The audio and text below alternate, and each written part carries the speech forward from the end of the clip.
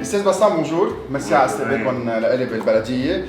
خبرنا شو عن الضيعه، نحن واقفين قدام الخريطه، خلينا نحكي عن الضيعه وشو في حواليكم. بتبلش من ملتقى النهرين صعودا لكفرحين، على جنوبها في سرجبيل، من الشمال في عنا نهر الصفا بيقطع بيننا وبين منطقة كفرمتة والبنين.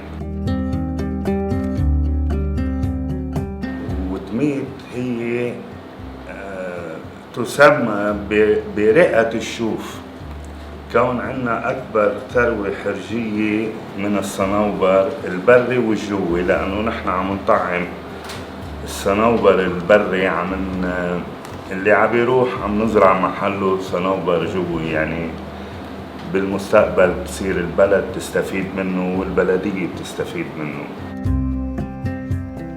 الضيعة تقريبا هي منطقة ساحلية جبلية، كل أبناء الجبل الشوف العالي صاروا قاطنين فيها. عائلاتها الأساسية 24 عائلة، طبعا في عائلات كبيرة مثل غنام، الباشا، أبو درغم، طرابي، هاو العائلات الكبيرة فيها. تمتاز بحسن الضيافة، جمعة لكل أبناء الشوف. عنا تقريبا من كل الطوائف، الأكثرية درزية، بس في عنا حتى سكان قاطنين بدميت من إخواننا المسيحيين، في عنا أرمن. دميت بترحب بكل السكان.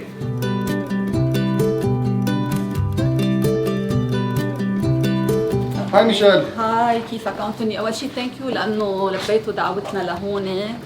واسمي ميشيل فياض، أنا جيت سكنت هون بالشوف لأنه كتير حبيت أهلها والمنطقة كتير حلوة، وأنا مؤسسة جمعية SAFL يلي هي بتساعد الطلاب ليسافروا لبرا وبتشتغل على الإنماء. وقررنا أنا وماي بارتنر أمين غنام إنه نعمل لوكيشن هون بدميت لنقدر نعمل إنماء على المنطقة بكل الشوف، بس منبلش من دميت لأن هي قلب الشوف. وانا كتير I was impressed بطبيعتها وبناسها صراحه. وهلا بدنا نروح نشوف الاشياء الحلوه اللي بتصير بدميت والاشياء الطيبه اللي بيعملوها. يلا اوكي يلا.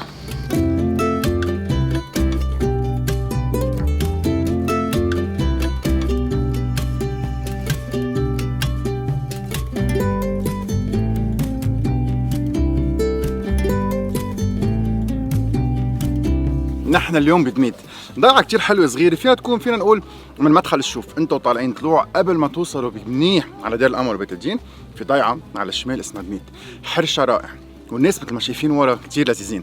فكرة كتير جيدة وجديدة هي انه بنجمع كل الضيعة بمحل واحد ونتعرف على الكل. فيها مهارات كتير حلوة. دميت نهار طويل ببلش هلا. موجود زعتر؟ ليتس جو.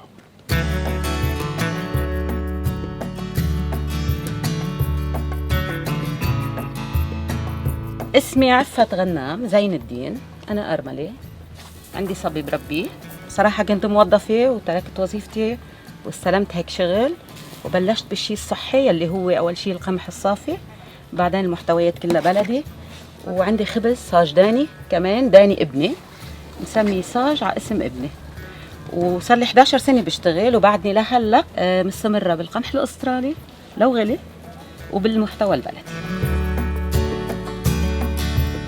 صراحة عندي محل بهالأزمة سكرته، نقلت على البيت مشان توفر على حالي. كان عندي 5 موظفين، عندي مخبز، عندي سوق، كان ساجداني وسنبلة ذهبية، هودي كخبز، ومناسبات مناقيش، كل شيء مناسبات على أنواع. أبو سائل بدأ عجينتها بلدية مثل ما لازم تكون، تتحمص مظبوط، وزعترات ما في أطيب من لقبة الجبل.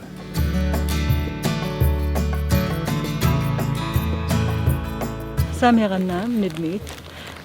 إلي 20 سنة بشتغل أشغال دانتيل بريتون، صواني، مناديل، شراشف. هيدا تقاليد عند الطائفة موحدين الدروز للأعراس وللأعزية. هيك اوكي. والنقشة بنقوها هن اللي بدهم اياها، يعني في كذا نقشة فيها تعمل المدام. اخذ معي سنة شغل. سنة شغل؟ سنة شغل. واو. كله مخيط على الإيد. كله على الإيد، كله على إيد، وكله حتى ملقي على الإيد. كله. يعني إذا حدا بده يهديها لمرته هيك شي هدية غير شكل لازم يهديها هيدا. لازم يهديها ضروري. اخذ سنة شغل. شغل. شغل إيد. كله شغل إبر وشغل الإيد. ما في شيء شغل خالص. جريت ايديا. توصلوا على البيت، مرتي حياتي جايب لك هدية اخذ سنة شغل. اخذ سنة شغل. عظيم. 71 صفرين 5 390.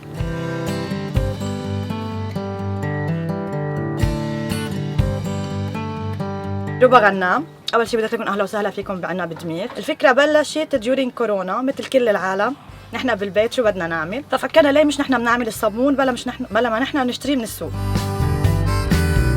بلشت فكرتنا انه نحن نستعمل زيت الزيتون اللي هو اصلا مستعمل من زمان، زدنا عليه كوكونات، وبنعرف الكوكونات كثير غني بالفيتامينز، كوكونات اويل، زدنا عليه بالم اويل، كمان بالم اويل فيه كثير فيتامينز، وعملنا صابوننا على البارد. صابون اللي بيستعمل كل يوم مثل الجاسمين او اللافندر، او كمان طورنا اكثر، حبينا نعيشها اكثر للفكره، جبنا غار، نحن خطرنا الغار، اخذنا ميه الغار، الاسانس اللي بيطلع وعملنا منه صابونه سوبر ناتشرال ما فيها شيء، كلها طبيعيه. زدنا افكارنا اكثر، عملنا صابونه الوفيرا فيشل صوب، نحن جبنا الالوفيرا، اخذنا الجل تبعها، ثلجناه، طحناه مع الزيت اللي بنحطه بالصابون وعملناه. عملنا صابونه ثانيه اللي هي التشاركول، التشاركول هي عباره عن فحم وهاني، زدنا عليها عسل طبيعي، اليوم كمان رح تصوروا العسل، وعملنا منها كمان صابونه ثانيه للوجه. حبينا هيك نزيد الخبريات بشي جيفت سوفينير اشياء، لانه بلش الناس تحكي معنا، فبلشنا نعمل مثل سيتس از جيفت سوفينيرات لحتى تنهدى، او حيلا اشياء مثلا حدا بحب يعطيها بيرث دايز او هيك اشياء. دونك نحن صابونتنا اسمها سو بلاش، وكان فولو اس اون انستغرام، فيسبوك، ورقم التليفون 70 790 411.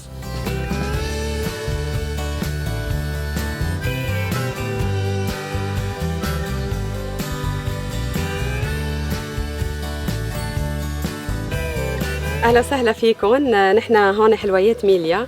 بلش مشروعنا من كم سنه لما الست والجد عملوا اكله حلو لاحفادهم، وهي الاكله كثير اخذت رواج، وبلشوا يعملوها للاصحاب وللاهل وياخذوها ضيافه، وهيك انشهرت وصارت الناس تطلبها اكثر واكثر. سميناها ميليا على اسم ستنا وجدنا، تيتا ميليا. ونحن يعني ركزنا على طول على الشغل الصحي، شغل البيت.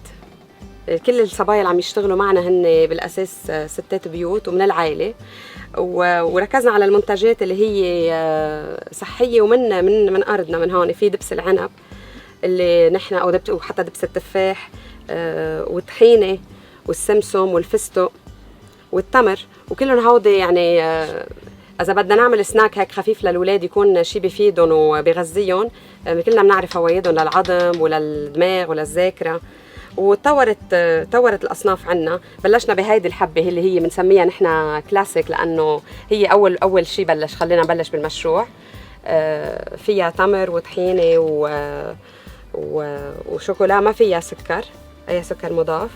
وبعدين صرنا نطور حتى هلا يعني فتنا بالحبه الاكسترا اللي هي محشيه بحبوب بالقلوبات ومخطوطه كلها بالشوكولا.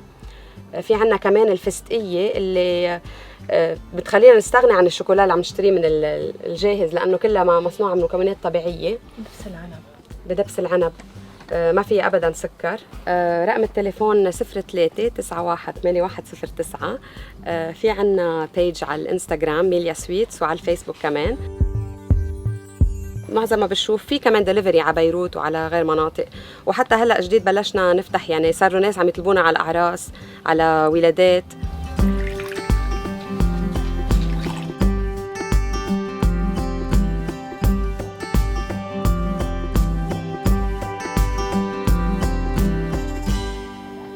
شوكولاته طيب والتمرات طيبين، مش ايه طيبين. very good job. كورونا فجرت لي مواهب هيك، ما بعرف إذا حلوة أو لا. صرت أعمل جزادين. بلشت أول شي كنت طرز مناديل للعرايس، بعدين بلشت جزادين هيك أهديهم هدايا. عملت هودي الوصلات للكمامة بما إنه كورونا. بعدين قلت تستفيد منها صبية بتعملها قصوارة، أحلى ما تروح ضيعان. وصرت أعمل صواني مع كاسات إذا بحبه. ما بدها كتير لأنه الخيط تخين، يعني ساعتين 3 بتكون خالصة. 70-61-4-6-5-6. سميته على الفيسبوك وإنستغرام هيفا ستادي. أمل شهيب. بخبز عالصاج وبعمل طحينة. فأول شي كنت بلش بالصاج، كنت قاعدة هيك بدي أعمل شي لازم أنا ساعد عائلتي، لازم أشتغل. فطلعت معي فكرة الصاج. بلشت شوي، أول شي ما كنت معلم، بس هلأ مش الحال.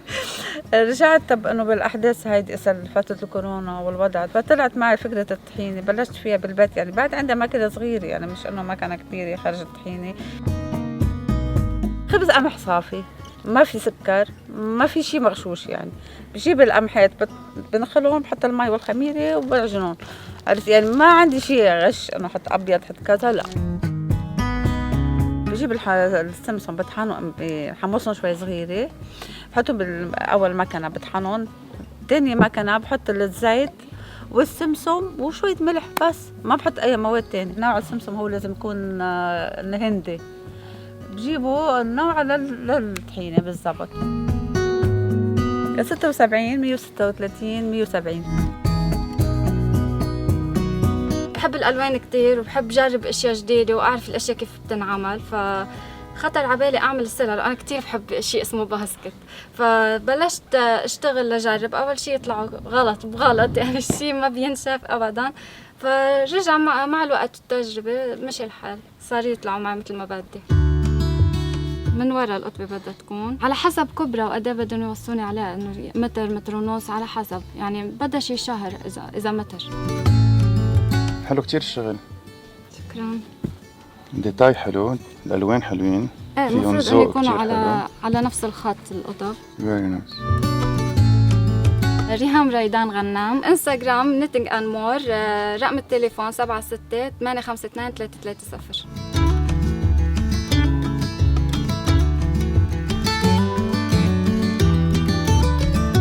بونجور بونجور بونجور. شو حلو. جراج حد البيت مفتوح، صوت الطبيعة والزيز. نايس. وكلهم انت بتعمليهم؟ كلهم. هلا بفرجيك كيف بيصيروا بعد شوي. حلو. بس هيدي المواد بشكل عام. اسمي سوسن جعفر، مطرقة الباشا. أنا معلمة مدرسة بملك الدولة بمدرسة بشبشين رسمية، وعندي هيدي الهواية. نحن سكان دميت. عندي هيدي الهواية بالإضافة لهوايات تانية. أنا بعمل الديزاين، بجيب الحجار والخرز وبحط الديزاين بفكري. مرات كتيرة ببقى قبل ما نام عم بتخيل كيف الموديل ممكن يطلع، يعني شوف قد ايه في شغف بهيدا الشغل.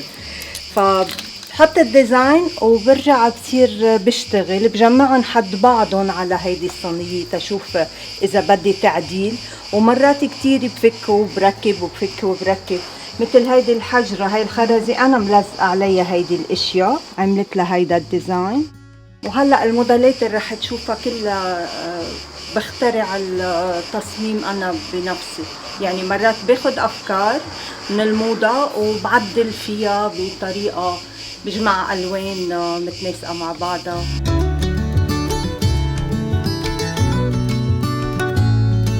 بيوصوني على البيت كتار من القرايب، مثلا ستات بيشتروا دريسز وبيجوا بيجيبوا لي اياه انه بدنا تشتغلي لنا اكسسوار لهيدا الدريس. بيوصوني رفاقي بالمدرسه بيعرفوا رفاقهم بجروبات، ببعت صور.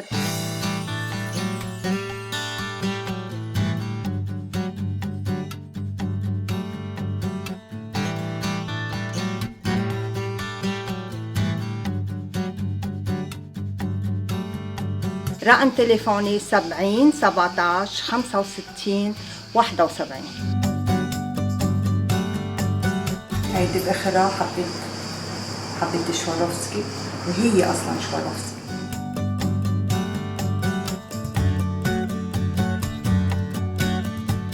يسعد لي صباحكم، أهلا وسهلا فيكم بدميت. نحن هون نازلين على مزرعة مشكلة، هي فيها بعض الطيور، دجاج، فيها حبش، فيها بط، ولكن الأساس فيها فري، هو المين الاشي الأساسي. حبينا نحن هذه المزرعة، صراحة هي بيتية، منا هالمزرعة التجارية والكبيرة. كانت الفكرة إنه في أرض صار لها زمان كانوا يزرعوها ووقفوا وأصبحت هشير، حبينا نرجع نستصلحها. هيدي قبل بشي 8 سنين. طبعا كل مين بشغله، استصلحناها شوي شوي معنا واجا كورونا قال لك اجا كورونا عجل علينا، نحن ما قدرنا خلصنا اللي فكرنا فيه واللي بدنا نعمله. اجا كورونا عجل على الموضوع وساعتها دغري قلنا خلينا نحطها نبلش ننتج. اليوم بعدها بيت او بلشت تبيع وبلشت تكبر؟ لا فعليا الفري لا عم نبيع وعم نكبر. طبعا هلا فيها بيجوا بياخذوا من عنا بيوصونا. بس سوق الفري شوي بعده ضعيف، وخاصه نقول هلا اسواق، كل الاسواق واقفه. عندي حدا بيهمه هذا الموضوع، بكره بنعرفه على ابو شادي وبياخذ منه منيح.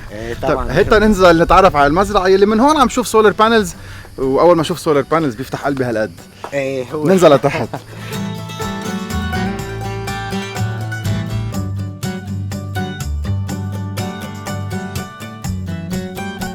بيض الفري جدا مهم ومغذي كتير فعليا. يعني بنبلش نعد، اذا بدنا نبلش نعد الفيتامين فيه بنبلش A B C D E، يعني ما بنقفي شيء منهم. فيه الA فيتامين A، فيه فيتامين B2، فيه B6 B12، وفي عندك فيتامين C وD منيح للجلد، والE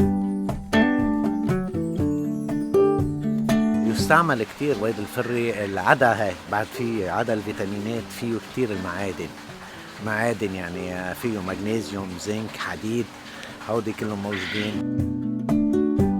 أكله بفيد، بيوقف القرحة لأنه هو قلوي، بخفف حموضة المعدة، بيساعد بعلاج القرحة. بيستعملوه الكبار، بيستعملوه لترميم المفاصل، بيرجعوا بيوصفوه، حتى في بيوصفوه بوصفة طبية في طبعا، بس هاي بدها حكيم. ممكن يعطي 10 بيضات فري بس كل يوم ياكلهم واحد، في حال عنده مشاكل بهاي يستصلح المفصلات عنده يرجع يرممها، بيسموها ترميم. مثل بيضة الدجاج بس صفارة أكتر من البياضة، غنية أكتر، طعمتها كريمي أكتر، يعني بالطيبة أطيب حتى.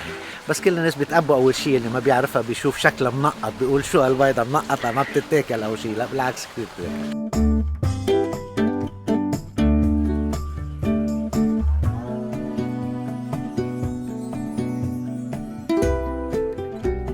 هو عمليا المشروع قام انه نحن نعمل مشروع منزلي ولكن نتسلى فيه، فيك تقول مشروع تقاعد. يعني كان هذه الفكرة، عجل علينا التقاعد انه بلشنا بسرعة. عمليا تقسيم الارض هي صارت انه نحن بدنا اياها تكون بين انتاج لحمي، انتاج بيض، انتاج خضرة. واللي صار انه انا وخيي وهو له الفضل الاول انه بلش باستصلاح الارض قبل الازمه وقبل شيء انه نبلش شوي شوي. بقى هو مهندس وقسم الامور بالشكل ما يتناسب انه يكون هون خارج المزرعه بالنسبه للهواء ما نزعج، ما يكون في اي روايح طالعه لا على بيوتنا ولا على بيوت الجيران. عمليه الخضار والهاي كيف ممكن تنزرع بحسب التربه وين افضل، وهيك صار التقسيم.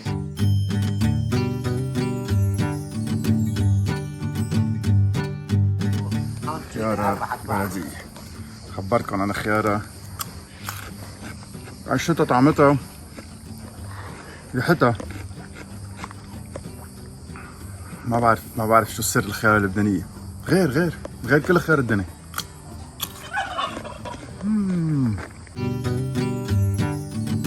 عمليا بلشنا من مشي لانه كان مشروع مش عم نفكر فيه تجاريا، لنروح نبلش نستثمر ونركض ورا الانفسترز والهالشركات، وصرنا لهالدرجه. بعد ما خلص مشروعنا بعد في بارت تاني عم نعمله يلي هو للسمك.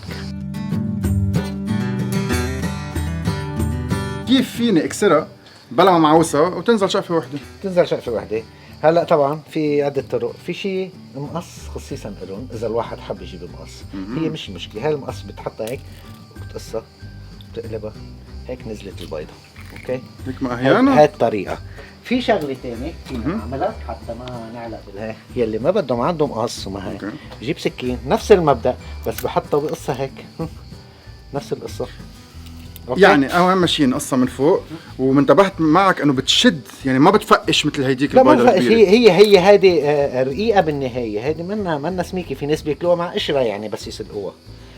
اوكي cool good in action how to cut fairy eggs quail eggs quail's egg.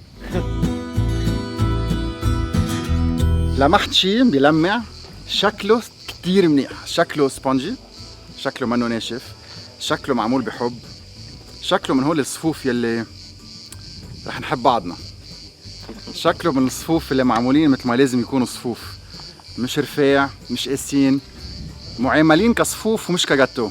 هول بعد ما دقتهم بتعملوا دليفري على بيروت. هلا نعطيك الريسيت. الصفوف اللي فيه هوا، الصفوف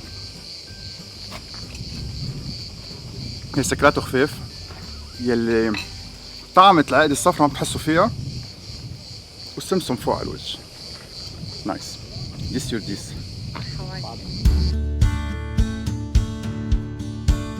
هلا نحن بدميت ببيت خيي معن الباشا. اوكي حد البيت عاملين المكتبه، مكتبه المرحوم الوالد.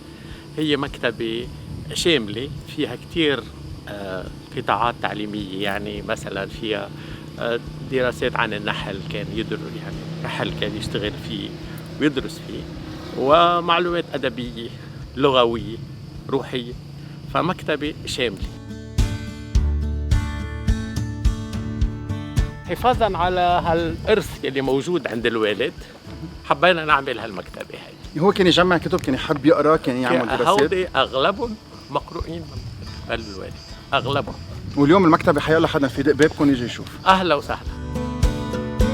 نحن بلبنان معروفين بهالبلد العلمي والناس اللي بتحب تدرس وتتطور. صحيح. حيلا حدا عنده سؤال موجود هون. معلوم، خاصة الكتب شوي التاريخية واللغوية، يعني المرحوم الوالد كتب 2 لروس عربي، فلهيك يعني بتحس في اللغة العربية مثلا أي مرجع عربي موجود هون، وبنفس الوقت كمان في مواضيع تانية كمان.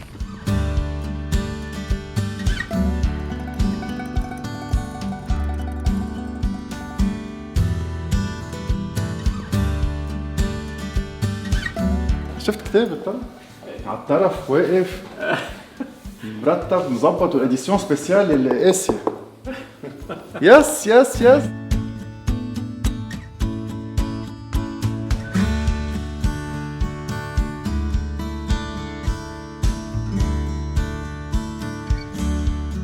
فيها المرحوم الوالد كثيرة، منها اللغة، منها التاريخ، منها كمان الروحانيات، ففي مجالات كثير، يعني أكثر من 25 كتاب اللي مطبوعين. والمكتبة لما سويناها كمان جهزناها بأجهزة مثلا بروجيكسيون، مع تلفزيون مع الشغلات، حتى تكون نوع من الاكتيفيتي موجوده، حتى لاي انسان او اي مجموعه حابه هيك تعمل اي اكتيفيتي صغيره فيها تكون موجوده.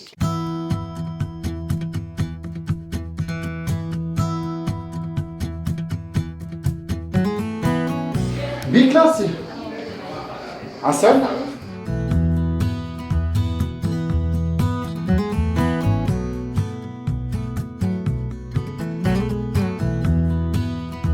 حلو البراند، حلوه الفكره، خبرينا اكثر. العسلات من عندكم؟ العسل طبيعي، اكيد عسل طبيعي 100%. نحن عنا العسل، انا صراحه بحب كثير العسل، وبتعرف قد ايه العسل مفيد وقد ايه بيقوي المناعه وبيعطي طاقه.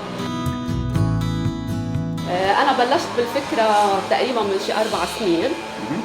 بعمل قصص ارونجمونات سوفينير لجميع المناسبات والاعياد وللولاده للاعراس. يعني استعملت العسل تما حدا ياخذ عسل بس على الحل بالضبط، بياخذوه بفكره كادو، بدل ما ياخذ مرتبان لحاله بياخذوه كفكره كله بارونج. مع انه العسل حقه كثير غالي وقيمته فيه، بس انه الناس يمكن بتقول معقول عند ناس اخذنا بس مرتبان. بالضبط، يعني بيحبوا ياخذوه بقلب امبلاج بشيء مرتب يكون.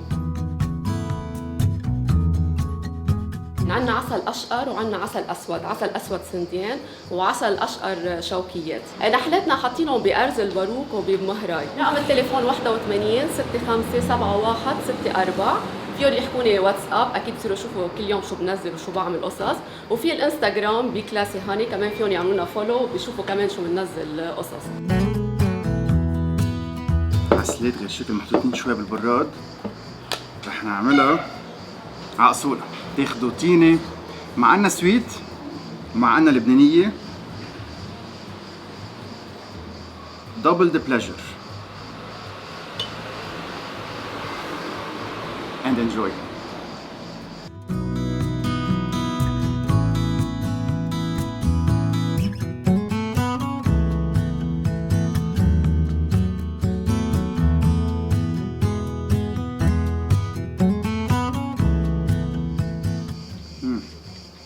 وحدة مثل هيك اليوم الصبح تحس حالك حصان كل نهار.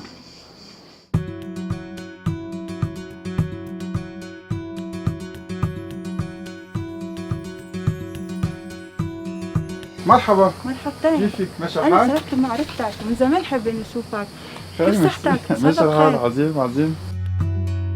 إحنا بنزرعها بأرض عنا هون صغيرة، فيها كلها أورجانيك. أول شيء هيدا أهم شيء بنعتمدها، وثاني شيء أنا بشمسهم بطريقة لأن تعلمت طريقة تجفيف مضبوطة، وبعدين بصير بستعملها بالمنتج اللي نحن بنصنعه. هذا بيور حر. هذا بيور حر. بيور حر. هذا بوجع يعني. كثير، بس كثير طيب. عندنا أكثر شي 10-15 نوع من أنواع الحر، في عندنا النوع الحر اللي هذا حتى هذا حر. وبتشمسها على الطريقة الطبيعية بعدك على الشمس. أكيد حتى للزعتر في محل نحن بنستعمل بعدنا البذر الشمام كمان اللي هم بيستعملوا كمان بيور، بنشمسه كمان على الطاقة الشمسية يعني على الشمس، وكمان بنستعمله.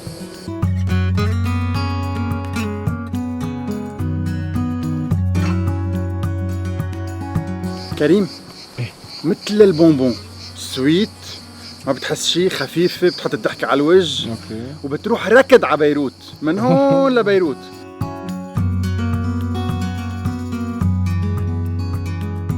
حدا يعرف قيمة المنتج، هالقد بحب منتجي، هالقد بحب انه يوصل لأكثر عدد بالعالم، لأنه أكثر بيقدر يفيد العالم، مش منتج أنا بدي استفيد منه ماديا أبدا. اختبارات انعملت كثير عليه لقدرنا نوصل لهالمرحلة هيدي.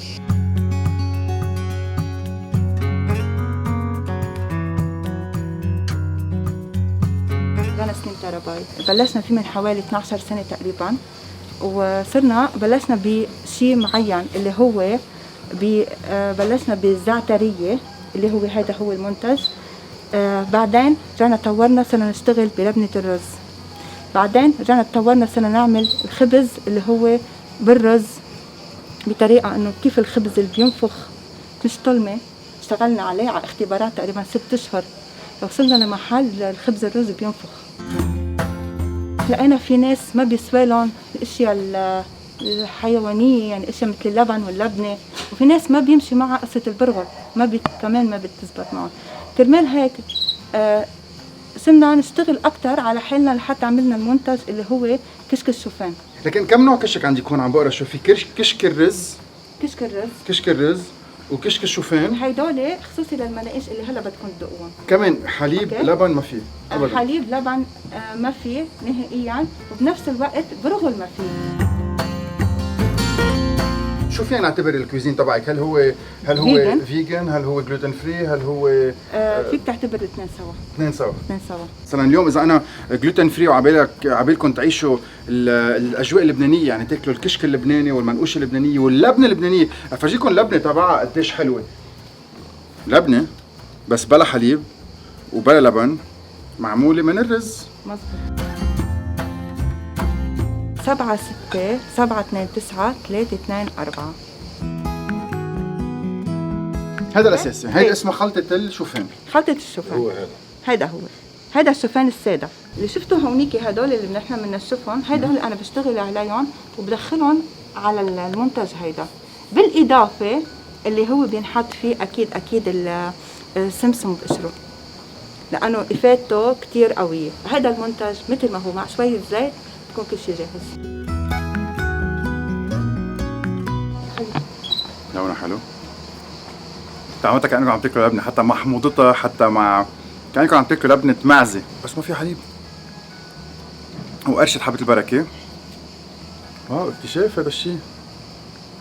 هاي لبنه فيجن كول. هلا عم نعمل كشك الرز اللي هو بكل بيت بينطبخ وهو فيجن. حبيت فرجيكم كيف بطبخه. حتى بعمل فيه شراب، بعمل شراب مالح كمان. كمان بنحط له المقادير، يعني بنعمل حساب عندك هاي القنينه، انه هاي القنينه لازم تعمل لك الطبخه كذا، مقياس كذا.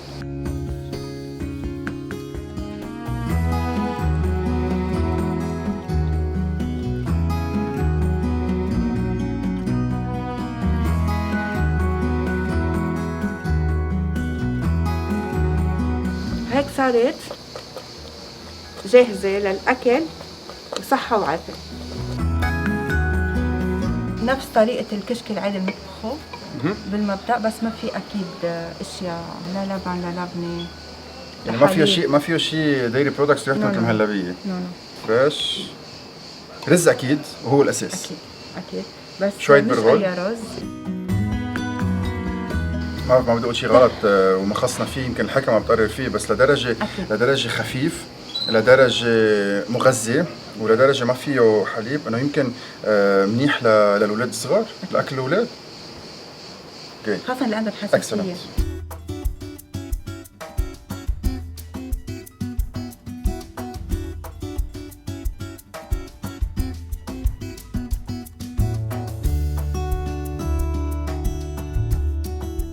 وائل ابو درغام. فكرتنا هي انه زراعه فطر الابيض او الاجاريكس.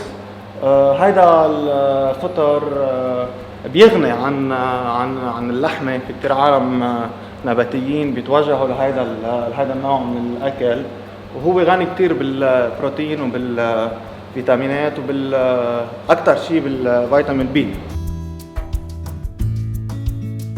فكره الوالد من زمان، وبهالاوضاع هيك حبينا انه نعمل مشروع جديد، منه مشروع شوي غريب وبذات الوقت منه موجود بالمنطقه. هي عباره عن انك انت تعمل هيدي الخلطه يلي شايفها بالكيس عندك تحت. هيدا الكيس هو عباره عن قش القمح، وبتحط معه سواد الدجاج او زرق الدواجن، وبتعمل الخلطة على فترة معينة بمزرعة بتكون بعيدة شوي عن السكن لأنه في ريحة أمونيا بتطلع. بتعملها لفترة 14 يوم، بعدين بتجيب الخلطة كلها تنقلها على غرفة اسمها غرفة البسترة، هي لحتى تعقم الخلطة، وبذات الوقت لحتى تكفي الخلطة التخمر تبعها. بترجع بتنزل لهون، بتحضنها لفترة 15 يوم بظروف بيئية غير هيدي، غير هلا الحراره عندك مثل ما شايف 17 بتكون غير. الظروف كلياتها بتكون مقفله. هلا هيدا مفتوحه بيدخل هواء من برا. لفتره التحضير بيكون مسكر. بعد فترة التحضير بيجي فترة التغطية اللي هي بتجيب هيدا البيتموس أو الكيسنج اللي هو مختص للفطر وبتغطي فيها كامل الأكياس والأقفاص. بعد فترة بصير تشوف إنه بلش يبيض لونه وبيبلش يطلع الفطر. لما يطلع الفطر بدها تكون الحرارة منزلها لل 17، بدك تعلي رطوبة مثل ما شايفين الأرض مي، على طول الأرض بدها تكون مي. شغلتنا بالخضرة، عندنا محلات خضرة، فالتسويق عندنا هين، وجميع الأوتيلات والمطاعم المحلات الخضار رح ياخذوا من هذا المنتوج. ومثل ما شايفين الحبة الحمد لله بيضة، ما فيها ولا أي مرض، ما فيها ولا أي تشوه. ليك هون قد ايه صارت؟ هاي صارت جاهزة للقطف، حتى تأخرت عليها قصدا، أنا اليوم كنت بدي أقطع بكرة. وائل أبو درغم، نحن أنا والوالد وخيي، الوالد نصر الله أبو درغم، خيي علاء أبو درغم. نحن بإطار بداية مشروع زراعة فطر الأبيض، ولأي معلومات رقم تليفوني 70 951 988.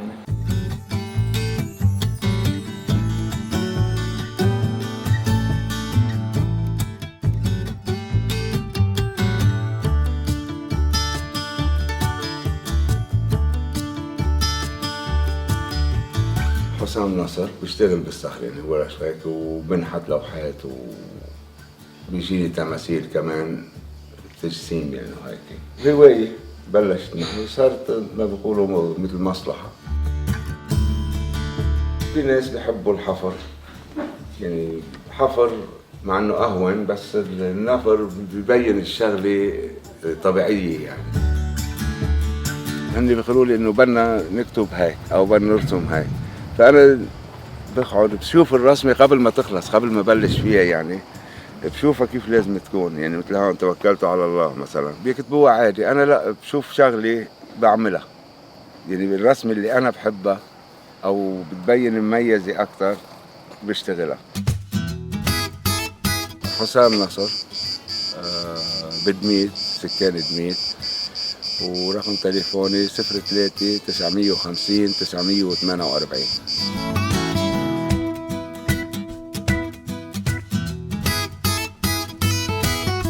نبيه طرباي، نحن من الجماعة اللي قاعدين بلا شغل لنا فترات، فمؤسسة UNDP قررت انه تعمل هالمسارات بالضيعة وتشغل هالشباب، فبلشنا بالمسارات بالتلة اللي الأساسية تبع الحرش، ولبينا فيها كلها من صنع المجرفة والمعول والمقص الشحالي والشغلات البدائية يعني. ومشينا فيها من 2019، والحمد لله الله وفقنا انه عملنا شيء تقدر تيجي تتمتع بالطبيعة. هلا هو يعتبر مسار واحد يعني، لانه مرتبطين كلهم ببعضهم.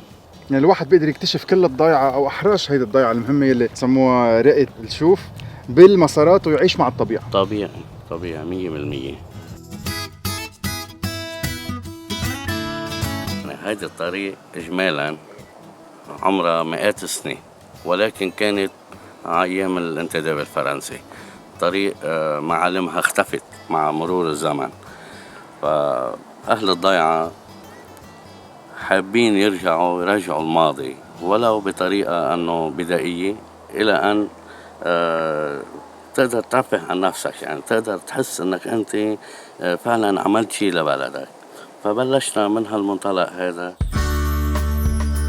مثل ما ذكرنا بالأول، بأشياء كتير بدائية، يعني ما في عنا آلات أو تقنيات. يعني هذه الأشياء مثلا تقدر تقعد عليها بدون ما تزيح، مع العلم بزنود بس معمولة. المحلات اللي فيها شوية خطورة عملنا فيها شوية مثل أدراج أو سلالم ترابية، وهكذا مشينا فيه يعني على مدى تقريبا حوالي سنة أخذ منا شغل.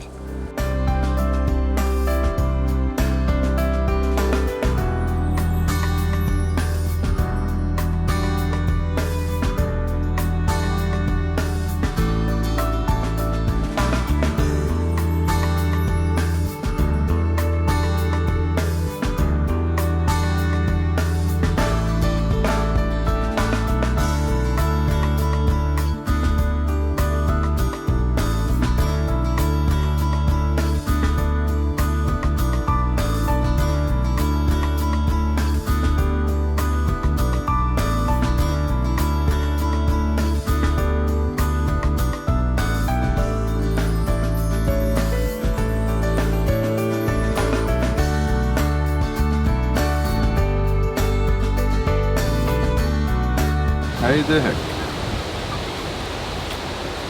صحن بطاطا مقصوص على الايد وصحن حمص، بقدر اعيش عليهم كل نهار كل السنة. بين وحدة وحدة بنغير بناكلها مع كبة.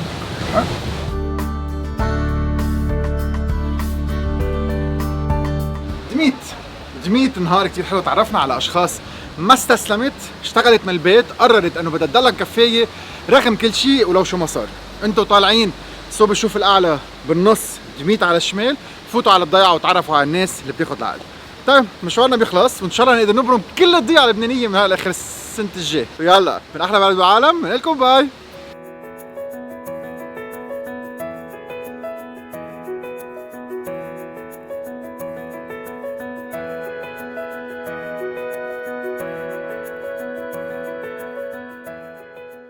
انت جاهز؟ انا جاهز.